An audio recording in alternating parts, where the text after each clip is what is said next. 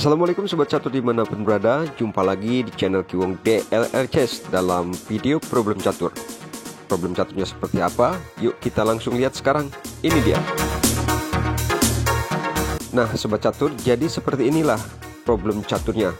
Ini bukan problem catur 3 langkah mat, 2 langkah mat, atau 1 langkah mat.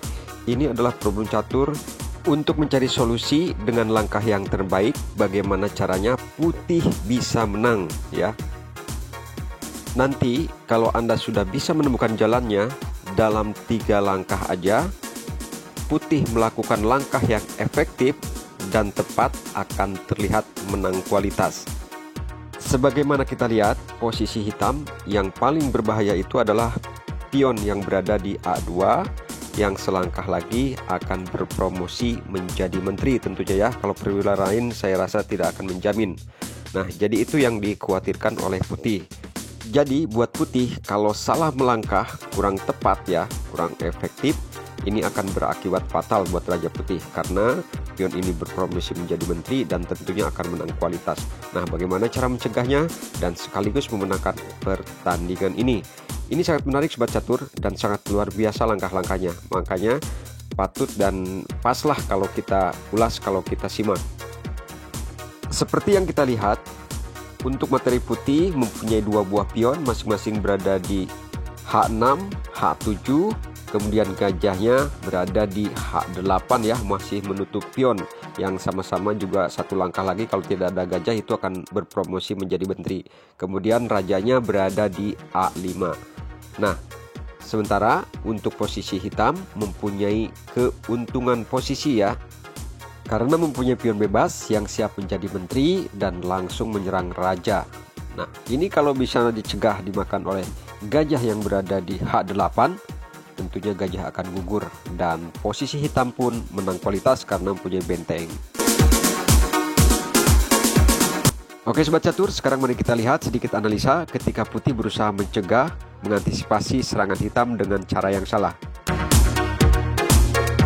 Di sini kalau putih juga berusaha untuk mempromosikan pionnya dengan gajah ke G7, maka hitam akan terlebih dahulu berpromosi ya. Coba lihat. Dan pion hitam setelah menjadi menteri langsung skak. Kalau Raja Putih menghindar, dan jelas ini hitam menang kualitas banget ya, karena dengan adanya menteri dan benteng itu lebih kuat.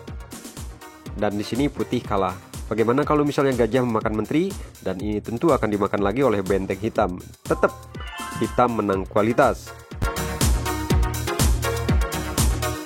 Dan selanjutnya hitam akan terjadi seperti ini, yaitu benteng ke A8 dan bisa mencegah pion H7 untuk berpromosi ke H8. Jelas ya, buat hitam ini kemenangan. Ya Sobat Catur, itu cara yang salah buat putih. Sekarang mari kita kembali.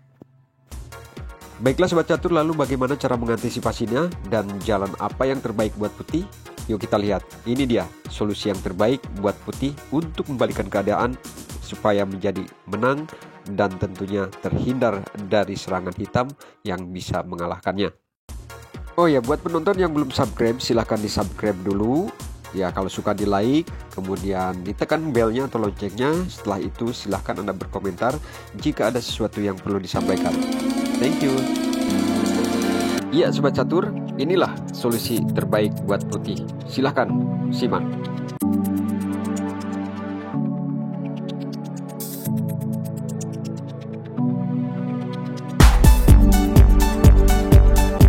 Jadi langkah pertama yang sangat brilian buat putih, ide yang paling bagus adalah gajah menutupnya ke A1 sekaligus mengorbankan diri.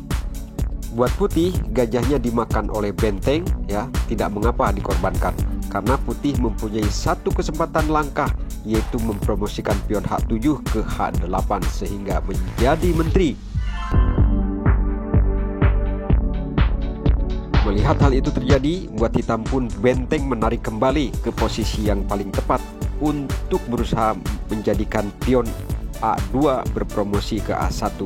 Sekarang benteng hitam menempati petak E1.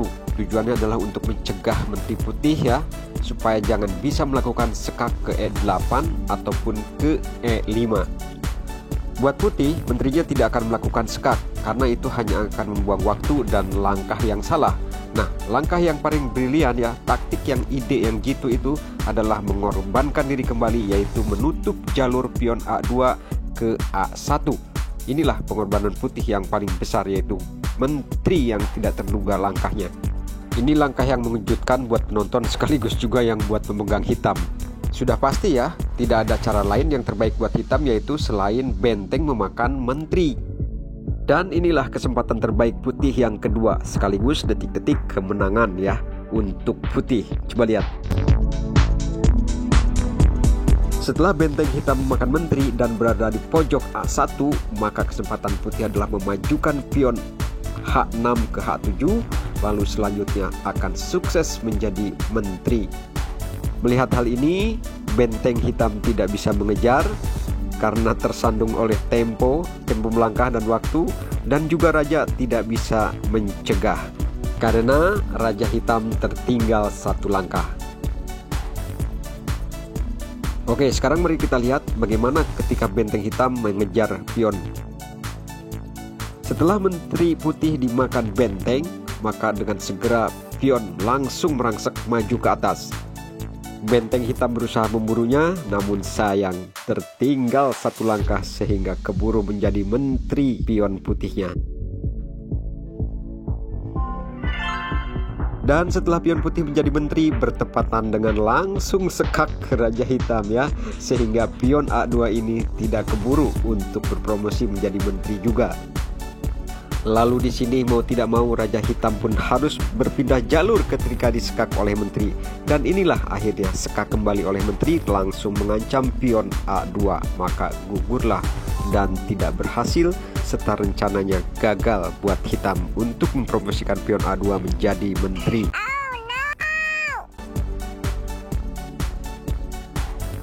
Nah, di sini walaupun benteng melawan dengan melakukan sekak, namun pada akhirnya benteng tidak akan kuat ya, karena beda kualitas, dan putih benar-benar menang kualitas. Jadi seperti itulah ya sobat catur untuk kemenangan putih di ending problem catur ini. Terima kasih atas waktunya dan selamat buat yang sudah bisa memecahkannya. See you and thank you for watching.